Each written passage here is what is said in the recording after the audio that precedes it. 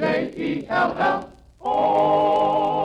The Jell-O program starring Jack Benny with Mary Livingston, Phil Harris, Kenny Baker, and yours truly, Don Wilson. The orchestra opens the program with Confidentially.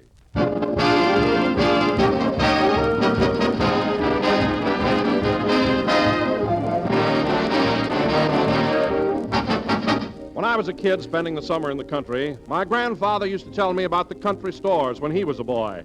He said he'd sit on a sack of flour and swing his bare legs while his mother argued with the storekeeper. Seems there wasn't a thing she'd take his word for, from a dill pickle to a barrel of crackers, and good old Grandpop said it was sure something to listen to those arguments. Well, things have certainly changed. Today, there's no ground for an argument.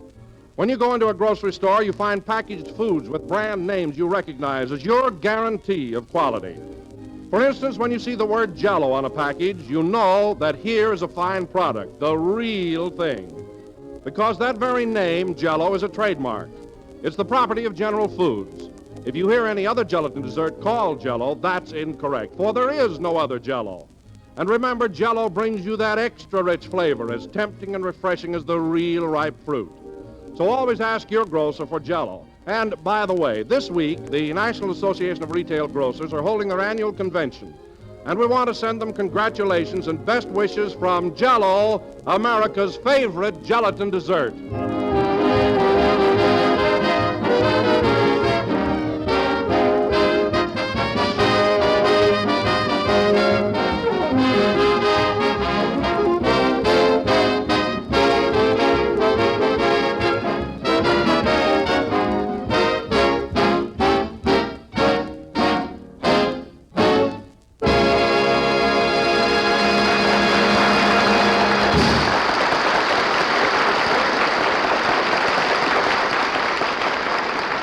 Confidentially played by the orchestra. And now, ladies and gentlemen, this being Father's Day, we bring you a man who is daddy to a polar bear, Jack Benny.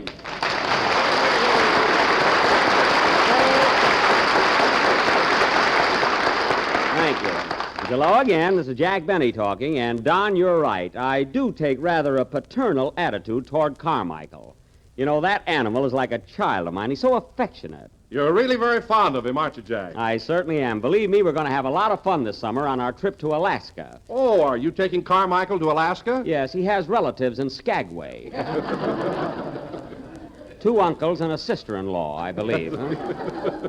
By the way, Don, what are you going to do on your vacation? Well, I haven't planned very much, Jack, but let me tell you something. When you see me next season, you're due for a big surprise. Well, what do you mean? Well, I'm going on a diet this summer and take off 10 pounds. My. You'll never know me. Don, you could take 10 pounds off your lower lip and nobody would notice.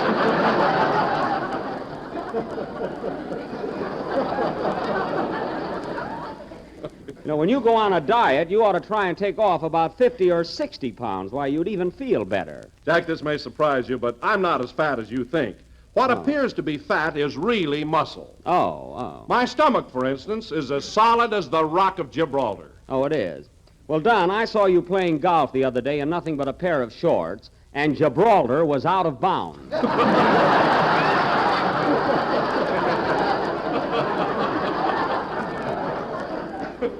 What a physique. Say, Jack. Yes, Phil? I wouldn't talk about Don's figure if I were you. I've seen you around your swimming pool, and you're no Adonis in a bathing suit. Oh, I'm not, eh? Your chest caves in, your stomach sticks out, and your legs look like they were tired of it all. Well, Phil, you don't even have to get undressed to lose a beauty contest. You know, your nose looks like a pack mule with those bags hanging down each side.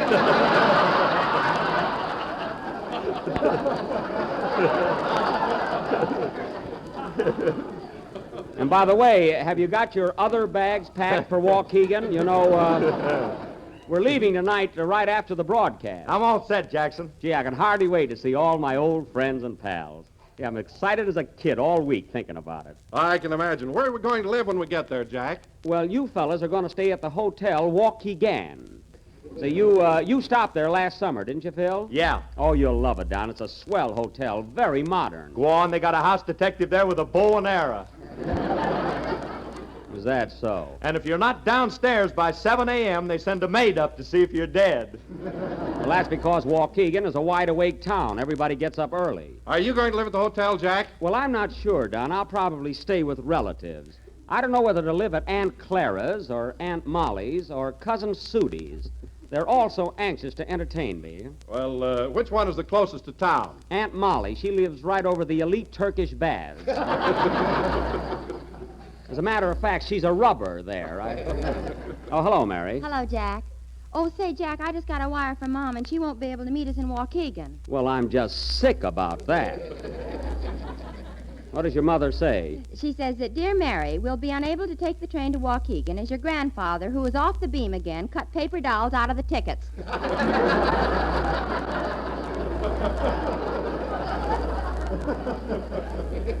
Oh.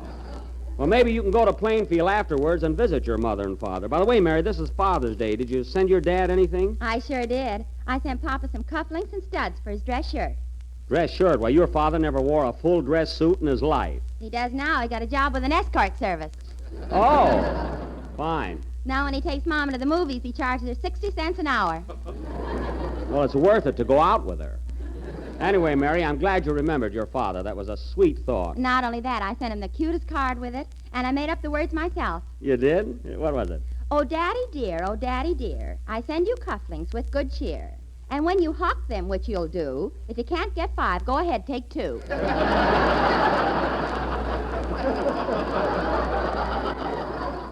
Well, that's a lovely sentiment. He'll probably take advantage of it. Say, Jack, I sent a present to my father down in Tennessee that he'll be crazy about. I sent him a vacation outfit. A vacation outfit? Yeah, a hammock, a jug, and a fly swatter. Well, he's all set for the summer. What does your father do in the winter, Phil? Same thing, only we give him a blanket. Well, that's the life, I suppose. Take it easy and don't worry about anything. You know, it's kind of nice that Dad gets a break once a year. I sent my father a pair of leggings. Oh, is he still with Western Union? No.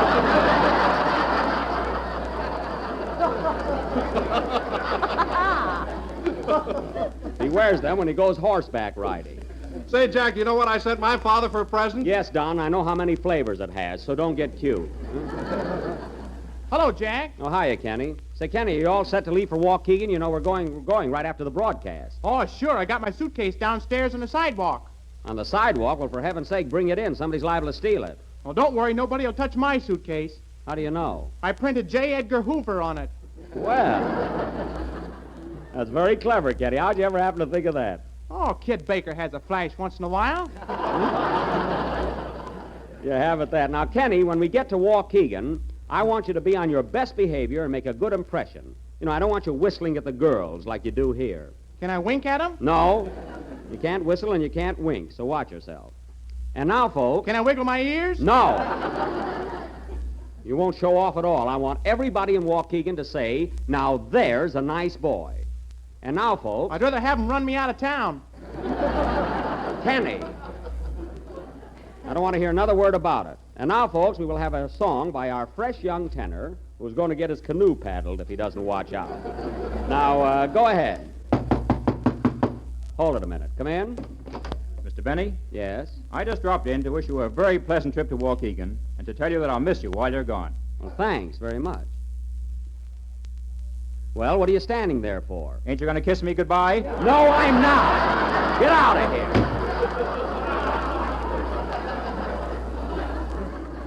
He's the most affectionate lunatic I ever met. Sing, Kenny.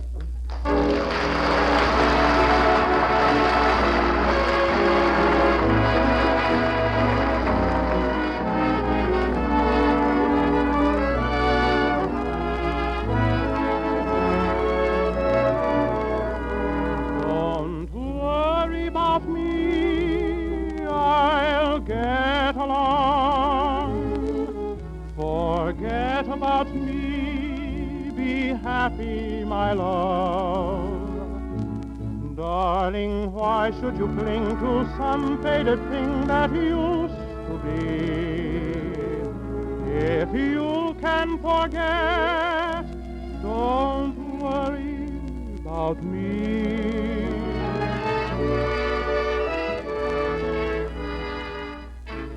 This is the one moment that I thought I never could live through. But now somehow that it's here, my dear, that foolish fear has gone away.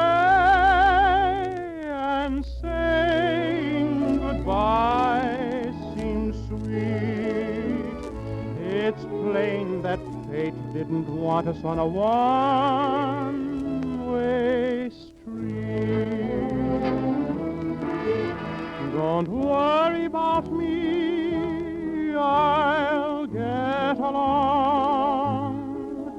Forget about me, be happy, my love. Let's say that our little show is over and so the story ends. Why not call it a day the sensible way and still be friends? Look out for yourself should be the rule. Give your heart and your love to whomever you love. Don't be a fool.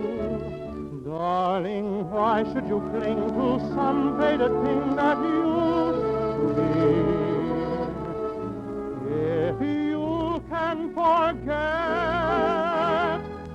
don't worry about me.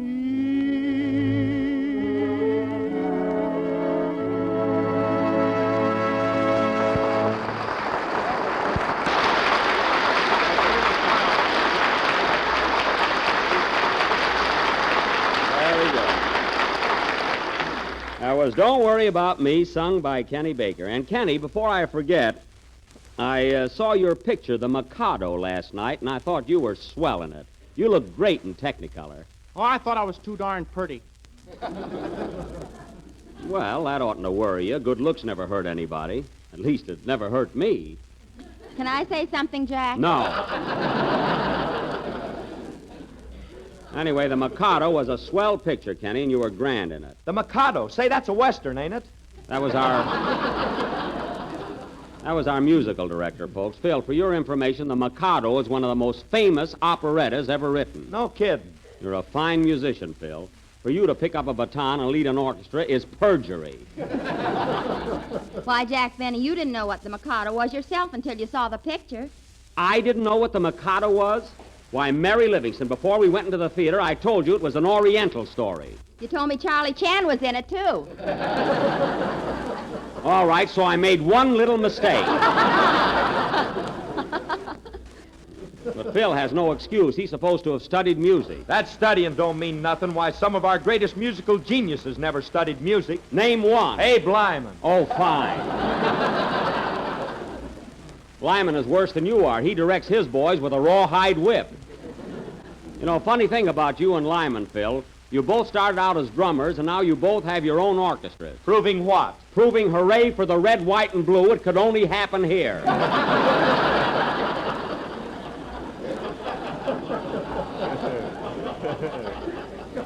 That's what. Oh, Jack, why do you criticize other musicians?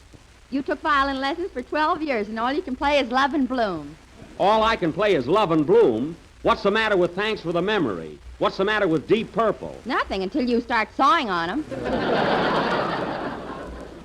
Listen, Mary, your opinion doesn't matter very much. If you want to know something, I've been complimented by Heifetz. Heifetz? Why, Heifetz doesn't even know you're alive. He does, too, because he tried to shoot me once.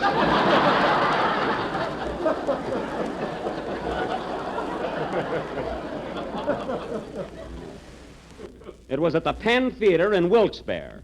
So don't be so smart. You know, I don't like to pat myself on the back all the time, but there's one instrument I've really mastered. Well, I can make a violin talk. You certainly can, Jack. Thanks, Don. Why, many's the time I've heard your violin say, I'm proud to snuggle under the chin of a man who works for Jell-O. Oh, for Pete's sake. Because Jell-O is economical, easy to make, and comes in 6 delicious flavors. Strawberry, raspberry, cherry, orange, lemon, and lime. You mean my violin even knows the flavors? Yes, sir. Well, isn't that amazing? This stuff is strictly for the kids. It was pretty subtle, Baker, so go and sit down. And now, ladies and gentlemen, going from my talking violin to our last play of the season, Tonight, the Benny Run Do Not Walk to the Nearest Exit players will present for your amusement, approval, and edification that stirring melodrama of the gay 90s, Lavender and Old Louse. Now, I will play Lavender, and our maestro will be the rest of the title. Now, in this play, I'll take it. Hello? Hello, boss. This is Rochester. All right, what do you want? Well, I just finished pressing your clothes for the trip, and I don't think you ought to take your white flannels with you. Why not? Well, you know that trouble I have with the toast every morning. Yes? Well, the same thing happened to your flannels, only I can't.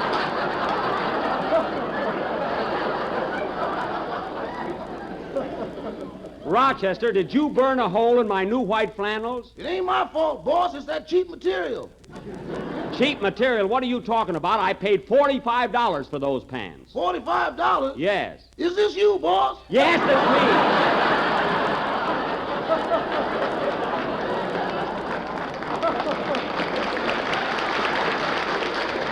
And don't act so surprised. By the way, is Carmichael all ready? I think you're making a mistake taking that polar bear to Waukegan. Well, I'm not going to leave him in the house by himself for 2 weeks. He'll get lonely. Why don't you rug him? Rug him, Rochester. I'm getting tired of these constant threats against Carmichael. Now put him in that big packing box and take him to the station. I can't put him in that box, boss. Why not? I'm talking from there now. You're in the packing case? Well, for heaven's sake, where's Carmichael? He's sitting on the lid. Oh, my goodness. If I had a long pin, I'd dethrone him.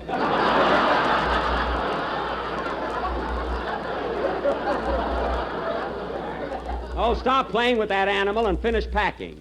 And by the way, Rochester, I'm taking my violin with me, so don't forget it. Doggone, I looked high and low for that fiddle, and I can't find it nowhere. Oh, well, I suppose it never occurred to you to look in my violin case. I did, boss. Well? There ain't nothing there but 4 strings and a fat termite.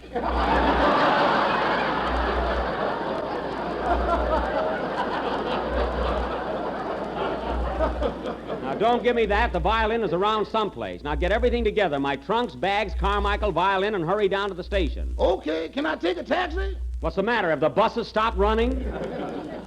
Now, hang up and get going. Okay, goodbye. Goodbye. Doggone, if I could get $3 a head, I'd quit this job. What? What did you say? Didn't I hang up? No, you didn't. Well, here goes. So long, boss. The guy is always complaining. Never saw such a guy. Now he wants to ride in taxi cabs. Oh, well. Getting back to our play, the opening scene... Say, Jack, I don't think we're going to be able to do our play tonight. Look what time it is. Oh, yes, the train leaves in about 40 minutes, and we got to get downtown. Where do we leave from? The new Union Station. Phil, have you got your car here? Yeah, I'll have my guitar player run us down. Oh, you mean Happy Bolivar? Oh, that's swell. Come on, Mary, we'll be late. Wait a minute. I got to kiss the orchestra goodbye. Put down that piano player and come on. So long, boys. See you at the station. So long, Jack. So long. Hit it, man.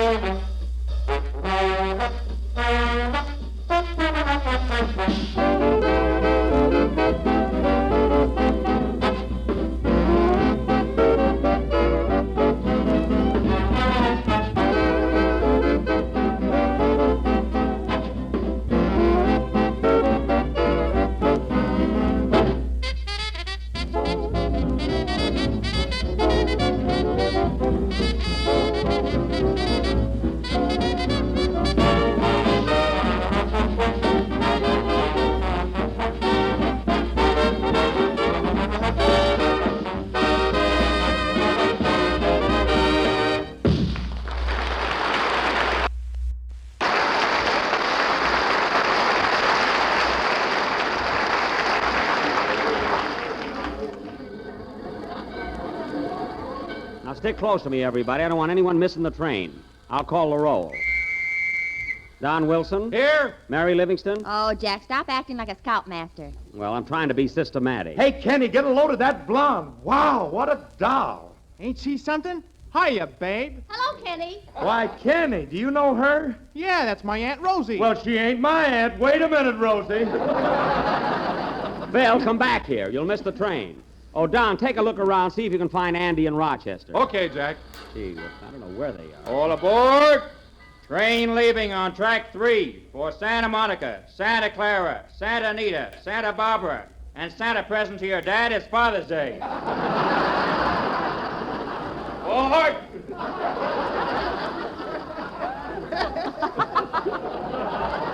Well, he's a topical announcer, I'll say that. Hey, Kenny, where's your suitcase? Somebody stole it. Somebody stole it. Well, that's awful. What are you going to wear on the train tonight? You haven't got pajamas or anything. I'll lend him a pair of my pajamas, Jack. Just give him the uppers, Don. He can use it for a nightgown. And tie a bell around his neck. He might get lost. Yeah. Oh, this is too complicated. I'll sleep raw. Sleep any way you want, oh, I don't care. Say, Mary, I'm going over and buy the tickets. I haven't got them yet. Okay, Jack. I'm going to get some magazines. Meet me here. All right. Well, let's see. Where's the ticket window? Oh, here it is. Pardon me. I'd like to buy 7 tickets to Waukegan. Waukegan, that's in Asia Minor, isn't it? No, it's in Illinois. I want 7 round-trip tickets to Waukegan, Illinois. Why don't you buy one way? You might like it there. I know I'll like it there. It's my hometown. But I got to come back here. I'm in pictures. So was I, and look at me now. Well, that's your tough luck. Now, hurry up. I got to make a train. Okay, here you are. And, oh, yes, I want berths. I want 4 uppers and 3 lowers. Well, you know, the lowers are higher than the uppers. I know. I did that in vaudeville 20 years ago.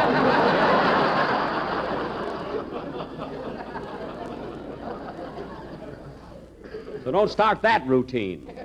Just give me the berth. Here you are. Thanks. Gee, what a guy. Have a nice trip, Deadpan. Deadpan, he wants me to laugh yet. All aboard. Train leaving on track 16 for Louisville and Bowling Green, Nashville, Knoxville, Vicksburg 2, and all points south on the choo-choo-choo. Aboard!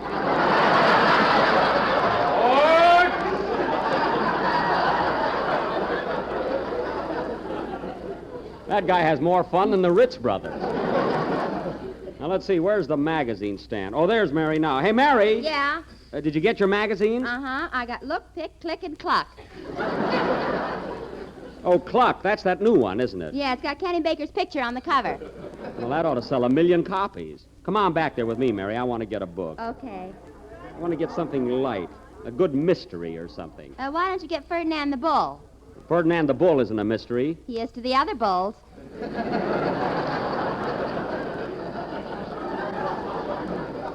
I'll pick out my own book. Now, here we are. How do you do, sir? Now, how do you do? I'd like to get a book, please. A real good mystery story. Yes, sir. Have you read Phil Harris and his gang or Murder at the Wilshire Bowl? No, but I get what you mean. Say, Jack, here's a swell book, and it's a special. A special? What is it? The rains came and an umbrella for $2.50. Oh, that's by Louis Bromfield. He's a little too deep for me. Say, buddy, what's your best seller here? Well, our most popular book is by Kansas Jr. Funny, I never heard of that. Why, it's very popular. He also wrote Swindon Knudsen and the Life of Amos.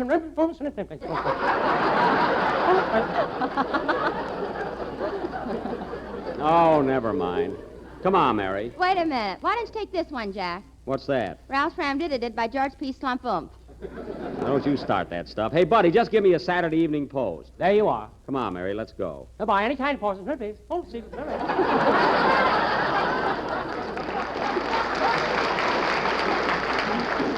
I meet the most unusual people. I wish Rochester would get here. He's making me very nervous. There's Don Wilson. Oh, Don. That's the information booth. I mean next to it. Pardon me, mister. Oh, now what? Can you tell me what time the airplane leaves here for San Francisco? Airplane? I'm afraid you're going to have a little trouble, buddy. Airplanes don't leave from a railroad station. Oh, you're one of those wise guys that knows everything. I'm not a wise guy, but I know you can't take an airplane from a railroad station. Oh, yeah? Yeah. Board, airplane leaving on track 8. Bakersfield, Salinas, Oakland, and San Francisco. Board! What? You see, you big smarty? Oh, go pin your hair up. Fresh guy. Well, Jack, I found Andy. Here he is. Hiya, Buck. Well, Andy, I was worried about you. Gee, you got a lot of friends at the station. Are you all excited about going to Waukegan with us? Yeah, but gee, I'm scared. I never been on a train before. Well, you'll get a big kick out of it. Did you bring your pajamas? Pajamas? Doggone, can you sleep on a train? Why, of course, certainly. Well, I'll be darned. Can you eat, too? Yeah, Jack brought sandwiches. One more crack and you won't get any.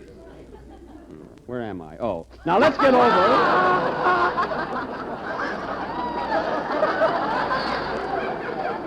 Hate to miss my place at a station. Now let's get over to the gate.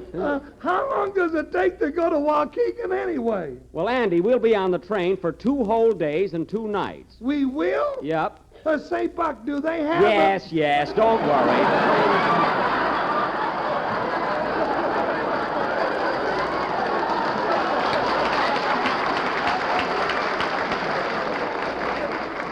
You'll be all right. Well, what are we going to Waukegan for anyway? Well, Andy, we're going to do our last broadcast from there. And besides, they're going to have the premiere of that new Paramount picture, Man About Town. Starring Jack Benny. Get it all in. Never mind. Hey, Phil, stick around here, will you? I don't want to have to look for you. Okay, Papa. Gee, I wish Rochester would get here. The train will be pulling out in a few minutes. Well, it's your own fault, making him look all over the house for that violin. Why do you want to take it to Waukegan anyway? Because my old violin teacher, Charlie Lindsay, will be at the premiere. And I want to show everybody in Waukegan what he's done for me. Well, that's the dirtiest trick I ever heard of.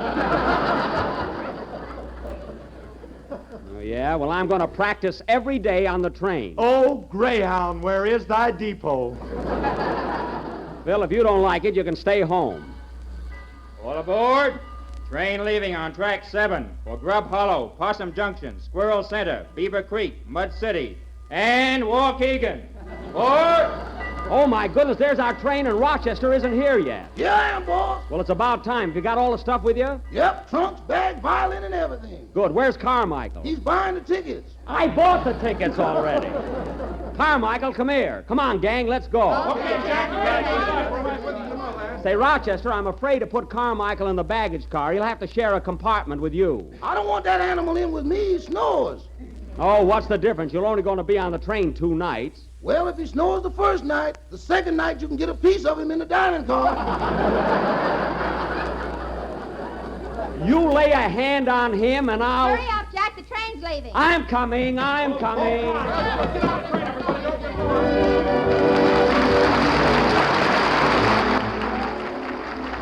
It's not true that nobody does anything about the weather. We've done something about it. We have the perfect recipe for those hot, sultry nights when nobody feels like eating. Jellied fruit made with shimmering, fruit-rich lemon jello, and here's what you do. Dissolve 1 package of lemon jello in 1 pint of hot water and chill until slightly thickened. Then fold in 1 can of fruit salad cut into small pieces. Mold until firm and serve as dessert or salad, either one. It's, well, delicious lemon jello with that wonderful extra-rich fruit flavor so tangy and tempting and cool. And molded firmly inside the colorful fruits, peaches and pears, cherries and apricots shining through the golden jello. It's grand to look at and to eat and easy to make. So ask your grocer tomorrow for some lemon jello and try this new summer recipe, jellied fruit. That was the last number of the 38th program in the new Jello series. And we will be with you again next Sunday night at the same time, broadcasting from my hometown, Waukegan, Illinois.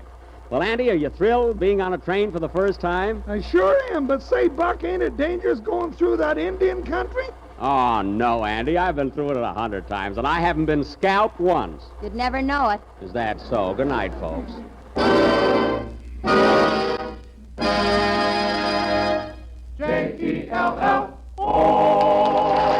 Kenny Baker appears on the Jello program through courtesy of Mervyn LeRoy Productions. Don't Worry About Me is from the Cotton Club Parade. This is the National Broadcasting Company.